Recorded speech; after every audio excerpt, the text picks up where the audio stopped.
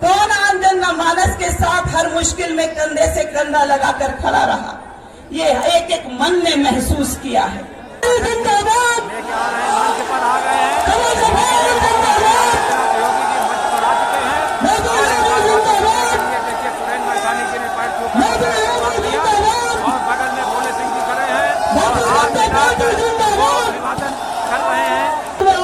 सांसद जी उनका स्वागत करते हुए और महापौर पूर्णा पांडे जी, मैं आज आपसे आशीर्वाद मांग रही हूँ, वही संबल मांग रही हूँ और कह रही हूँ अगर ये आशीर्वाद और संबल फिर मिला तो जो अधूरी पड़ी विकास की परियोजनाएं हैं, बाकी विकास के जो काम है वो उसी तत्परता और वरीयता से पूरे करने का काम करूंगी। विनम्रता के साथ अनुरोध करूंगा कि जनमानस आपको सुनने के लिए बेकार है, उसको जनमानस उन्हीं को वोट देंगे।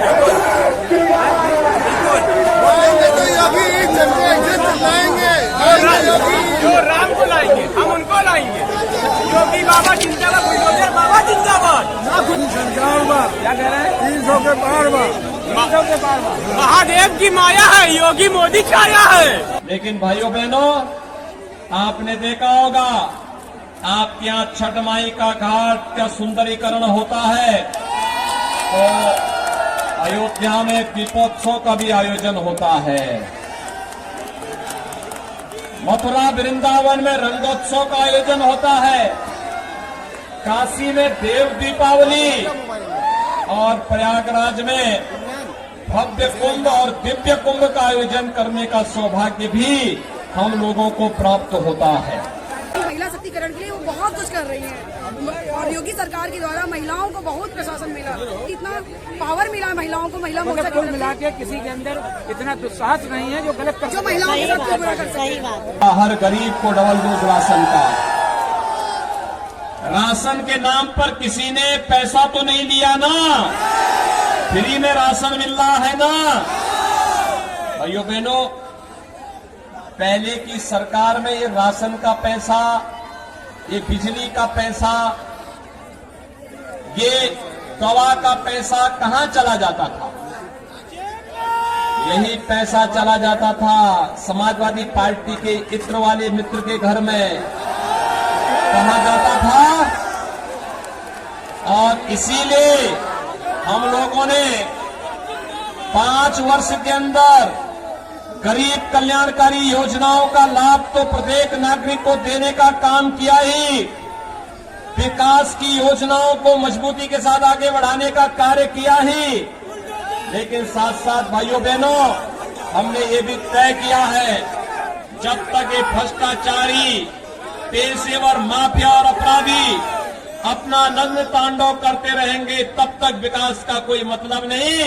इसलिए सरकार ने एक हाथ में विकास की छड़ी ली और दूसरे हाथ में बुलडोजर की स्टीयरिंग को भी पकड़ करके प्रदेश में आंदोलन चलाने का कार्य किया।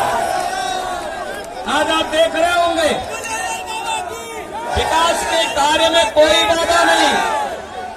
मेट्रो का संचालन हो रहा है, कानपुर को फिर से एयर कनेक्टिविटी के साथ जोड़ दिया गया है और कानपुर, मां गंगा की असीम कृपा कानपुर पर है। याद करिए, कानपुर का सीसा मऊ नाला 14 करोड़ लीटर सीवर गिराता था यह गंगा मैया में। पिछली बार हम प्रधानमंत्री जी को आमंत्रित किए थे और जहां पर सीवर गिरता था, आज वहां पर सेल्फी पॉइंट बना हुआ है। आज गंगा मैया कानपुर में अविरल है, निर्मल है, अपना आशीर्वाद दे रही है और खूब फलने फूलने का आशीर्वाद दे रही है। और आशीर्वाद ये भी दे रही है कि हमारे यहाँ पर अब कोरोना नियंत्रित होगा तो कानपुर में एक रिवर फ्रंट का भी निर्माण होना चाहिए। यही गंगा मैया की आशीर्वाद है। भाइयों बहनों, ये काम करेगा कौन? ये काम करेगी डबल इंजन की सरकार। जब केंद्र में और प्रदेश में एक विचारधारा पर एक पार्टी की सरकार होगी तो विकास कार्य तेजी के साथ आगे बढ़ेगा। लेकिन भाइयों बहनों, विकास की पहली शर्त होती है सुरक्षा। विकास की पहली शर्त होती है सुरक्षा। आपने 5 साल में प्रदेश के अंदर कहीं कर्फ्यू लगते हुए देखा है क्या? नहीं तो छोटी छोटी बात के लिए कर्फ्यू लगता था। कानपुर में तो उत्तेजना फैलती थी, अराजकता फैलाना कुछ लोग अपना जन्मसिद्ध अधिकार समझते थे। पश्चिमी उत्तर प्रदेश में व्यापारी पलायन करता था, बेटियां स्कूल नहीं जा पाती थी, महिलाएं बाजार नहीं जा पाती थी, और जिस प्रकार का तांडव पूरे प्रदेश के अंदर था वह किसी से छुपा हुआ नहीं। लेकिन भाइयों बहनों, आज जब हम 5 साल के अपने रिपोर्ट कार्ड के साथ आपके पास आए हैं, तो भाइयों बहनों, मैं आपसे कह सकता हूं 5 साल में प्रदेश में एक भी दंगा नहीं हुआ। 5 साल के अंदर प्रदेश में दंगों के कारण कर्फ्यू नहीं लगा। और भाइयों बहनों, 5 साल के अंदर दंगा और कर्फ्यू नहीं, लेकिन कर्फ्यू की जगह कांवड़ यात्रा ने ले लिया है। और बमबाजी की जगह आज कांवड़ यात्री जब निकलता है, हर हर बम बम का नारा लगा करके निकलता है, तो ऐसे लगता है जैसे शिव के भक्ति में लीन हर उत्तर प्रदेश वासी आज शिव का गढ़ बनकर के उत्तर प्रदेश के विकास में अपना योगदान दे रहा है। भाइयों बहनों, आज मैं आपका आह्वान करने के लिए आया हूं। याद करिए, समाजवादी पार्टी की सरकार 5 साल तक थी। 5 साल में इन्होंने 18,000 गरीबों को भी मकान नहीं दिया, और भारतीय जनता पार्टी की डबल इंजन की सरकार ने 5 साल में 43,50,000 गरीबों को एक एक आवास उपलब्ध कराया है। 2,61,00,000 गरीबों को एक एक शौचालय उपलब्ध करवाया है। पर्याप्त बिजली, सबको बिजली और निर्बाध बिजली के लक्ष्य को प्राप्त किया है।